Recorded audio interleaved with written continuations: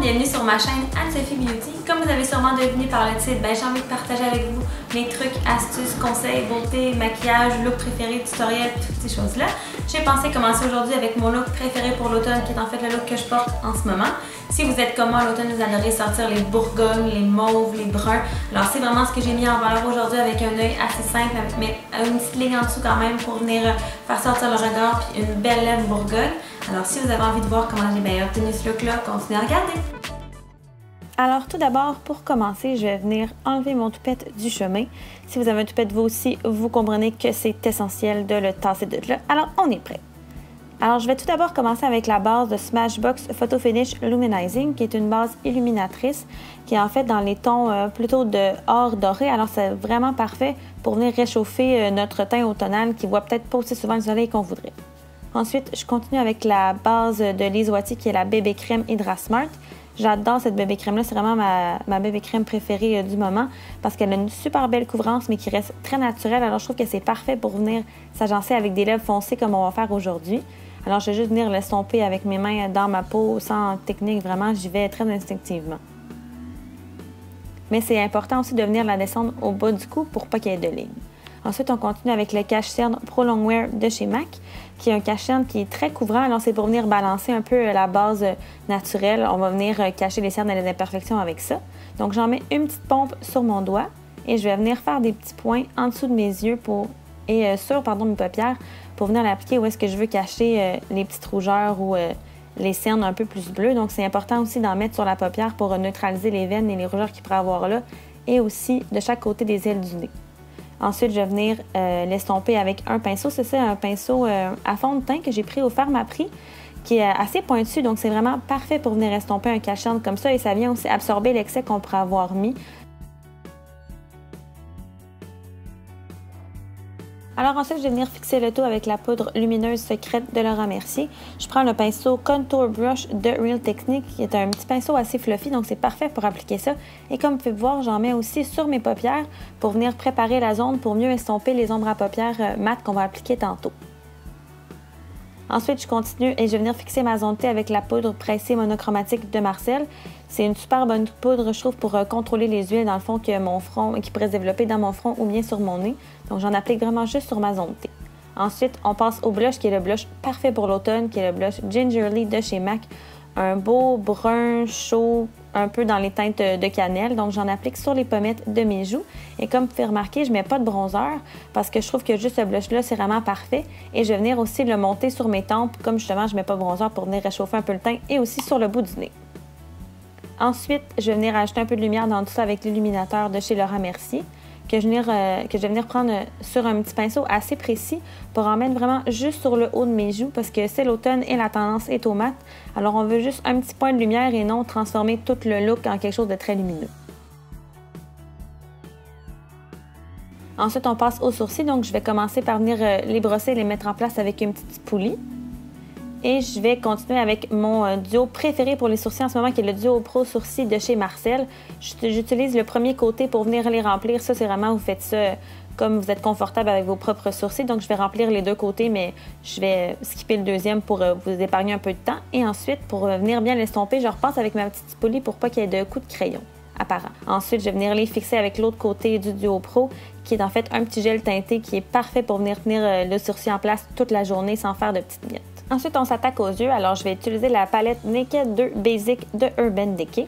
Alors, je vais commencer avec la teinte Cover, qui est un brun assez chaud que je vais appliquer sur toute ma paupière avec le pinceau Deluxe Crease Brush de chez Real Techniques, qui est un pinceau assez dense et large. Donc, c'est vraiment super pour estomper la couleur partout dans la paupière. Puis, on veut vraiment que ce soit bien diffusé comme c'est notre couleur de base.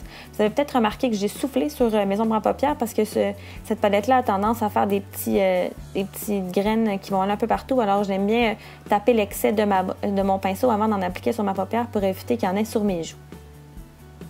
Une fois que c'est bien estompé, je vais continuer avec la teinte Frisk, qui est un brun un peu plus gris, que je vais appliquer avec la Base Shadow Brush, qui est plus dense et précise que je vais venir mettre vraiment juste dans mon creux pour définir la paupière et puis ajouter un peu de rondeur à l'œil aussi.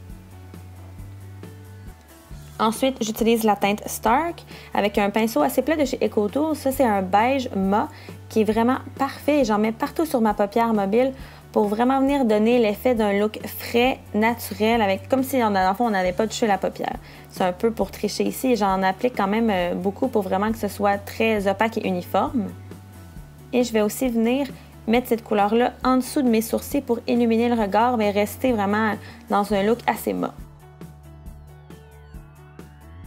Ensuite, avec le même pinceau, je viens prendre la teinte Skim qui est assez similaire à Stark, mais dans le fond qui est juste iridescente, alors j'en applique dans le coin interne des yeux pour illuminer un peu le regard.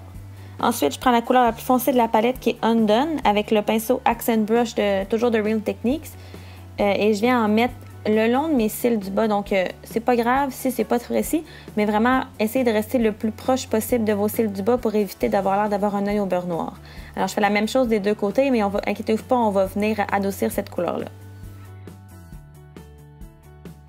Alors ensuite, je viens prendre le pinceau Contour Brush de chez e.l.f. et je reprends la teinte Frise qui était comme le gris pour venir adoucir puis l'estomper vraiment comme ça sur toute ma ligne de cils. C'est ça qui va donner l'effet, qui va venir accentuer le regard, mais quand même de façon assez douce et pas trop intense.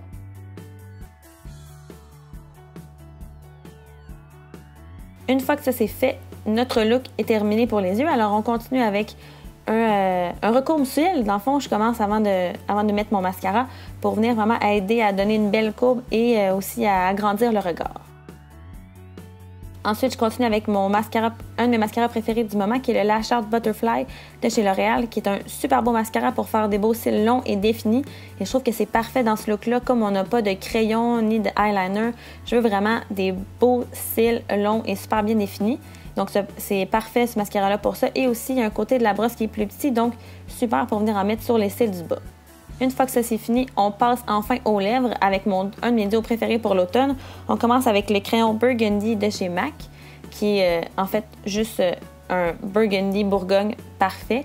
Donc, je vais venir commencer par tracer le contour de mes lèvres. Parce qu'avec une couleur foncée comme ça, je préfère toujours commencer par un crayon parce que c'est quand même difficile à appliquer et si on fait une erreur, si on dépasse, c'est encore plus difficile de la corriger parce que la pigmentation est très intense. Alors, faire le contour de nos lèvres, ça nous aide à être plus précise après avec notre rouge à lèvres et à mieux contrôler notre application comme ici, la pointe est plus petite. Alors, une fois que j'ai fait le contour, je vais venir aussi remplir pour aider à intensifier la couleur et à allonger la tenue. Ensuite, on passe au rouge à lèvres. Donc, c'est la couleur Diva de chez MAC. C'est, selon moi, un des plus beaux Bourgogne sur le marché. Et je vais venir l'appliquer, dans le fond, par-dessus le crayon que j'ai mis. Donc, je vais vraiment juste remplir ma lèvre de façon normale. Bon, j'ai l'air de faire ça rapidement, mais inquiétez-vous pas, j'ai juste comme coupé un peu le temps que ça m'a pris parce que Dieu sait qu'appliquer une couleur, c'est long, il faut prendre notre temps pour éviter de dépasser. Alors, une fois que vous avez terminé l'application de rouge à lèvres, ben vous avez terminé le look. Alors voici le résultat final, j'espère que vous avez apprécié le tutoriel.